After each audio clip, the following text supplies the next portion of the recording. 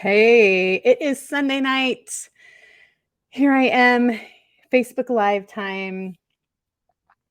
The days are getting shorter. I love this time of year, especially here in LA. Things kind of cool down at night. Doesn't get quite as hot. What was today? I think it was maybe low 80s, but still lovely and cool and had a nice breeze.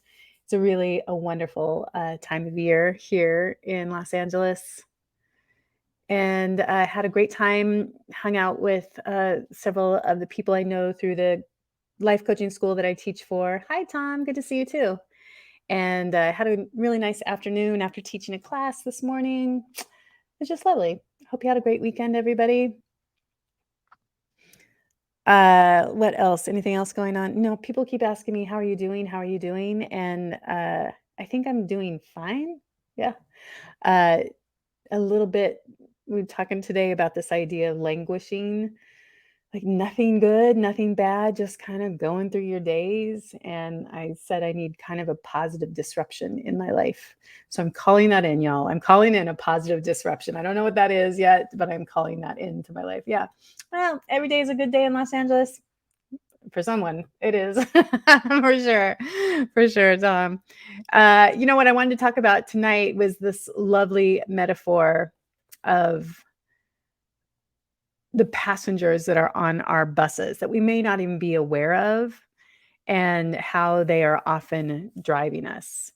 And so the idea behind this metaphor is thinking about, if you are the driver of your own bus, and if I am, I hope I have a luxury bus. I hope I have a nice toilet on my bus and I got a nice bedroom place to sleep in, that it's not a terrible Greyhound. But the bus that I'm talking about is one of those buses. And this came up for me because a friend of mine, Kat, had texted. I was in a group text, and she had texted the whole group a recording that she had made of a bus. She had to take, and this was in Chicago. She had to take a bus from where she was at. It was pouring down rain. The bus was late. It kept coming, signifying that it was going to be there and then it was going to be gone. Hi, Graciela. How are you?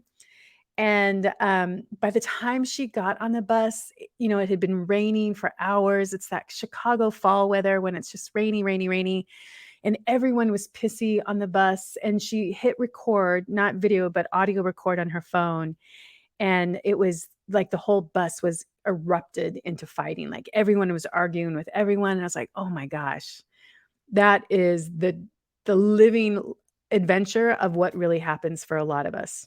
And that idea of, yes, exactly. If we are driving our own bus and we're trying to get to our destination, over the course of our life, there's been various passengers that have gotten on our bus.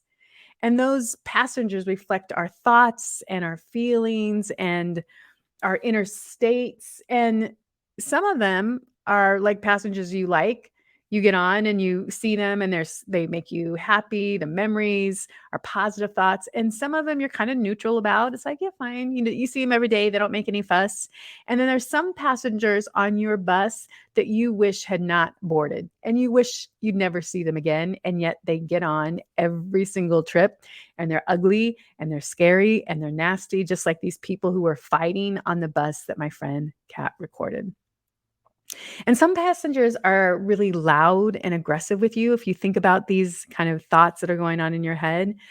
And some of them they sit back quietly, only to erupt later on. And so when you're driving your bus of life with all of these passengers on board, the scary passengers can threaten you, and you want them at the front of the bus where you can see them, which is why oftentimes we'll call up these thoughts, or we're aware of these thoughts, right? This idea. And, we can hear, like, if we've got an impatient passenger on a bus who's constantly telling us we got to hurry up, we got to get to where we're supposed to be going, we're not doing it fast enough. And we may have a passenger who embodies fear, and they're screaming at us, we got to turn here. We don't go there. Don't go down that alley. Don't go down that road. Right.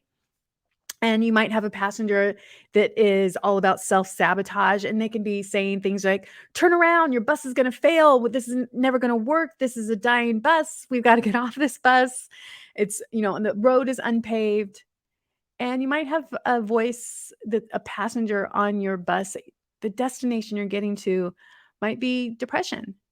And depression may convince you to pull over and to stop. No need to go forward. This is all we're going to get. And it can take a lot of us, a struggle to fight with these different passengers who are on our bus. And, we can try and avoid them, or we can try and distract ourselves from them. We can try and throw them off the bus, but there are inner states. And so the reality is we can't get rid of these passengers on our bus. They are constantly with us. But while the bus is stopped and you're not moving in the direction that's important to you, you may also try to make deals with passengers. Yeah. You'll give in to them and do what they tell you to do if they agree to be quiet and get in the back of the bus. Like, how many times do we allow that fear that tells us we can't do something or we shouldn't do it? We negotiate with it and say, okay, as long as you quiet down. And the moment we stop going after what we want, well, that passenger settles right back in as long as the bus is stopped. But by fighting and struggling with these passengers or giving into them, us, the drivers of these our buses, we're not in control of the journey of life. We're not in control of the destination we want to get to, especially if it's a destination that's really important to us. So here is the deal. Like, if you can imagine that all of these folks are just passengers, what we want to be able to do is create one of those shields. I don't know the last time any of you were on a bus, but a lot of buses now have those plexiglass shields around the driver.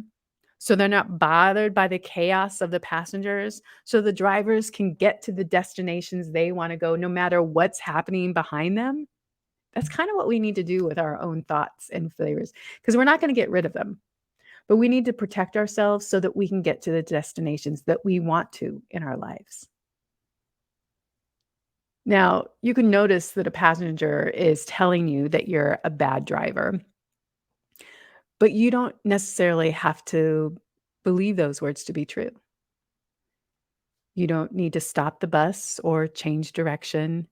You can hear all of these passengers, these people, these voices in your head expressing their opinions so loudly and aggressively. Yes, I love it, Margie. But you can handle these voices to remain in the background and focus on the destination. Look for the passenger who's sitting quietly, sitting right next to you, saying you're doing a good job. I know you can get there. Thank you for getting us to the destination you've always wanted to go. Those others are the bullies on the bus. They're going to stop you from getting to where you want to get to. Does that resonate with any of you? When you think about who you might have on your bus, the kind of passengers that you have, and if you lived in any major city or traveled, using a bus line, you've seen chaos ensue on a bus. And imagine what the bus driver has to really get through to get us all to the destinations. We're the same. We all have those chaotic voices in our head that are going to interrupt our travels and the path we want to get to. And I encourage you to think to yourself, yes, it is back there.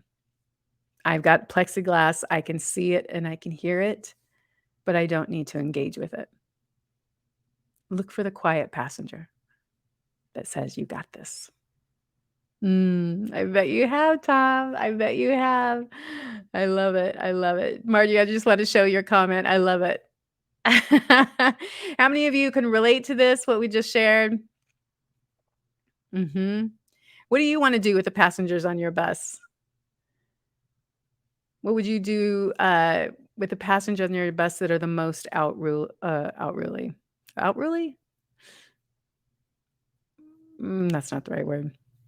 Anyway, that's what I wanted to share with you all tonight, is just thinking about be the driver of your own bus. Get to the destination you want to, no matter what the passengers on your bus are saying. I hope you all have a great night, Sunday night. It's mid-October. Can you believe it already? Oh, it's crazy. Have a great night wherever you are, and I'll see you next week. Bye, everybody.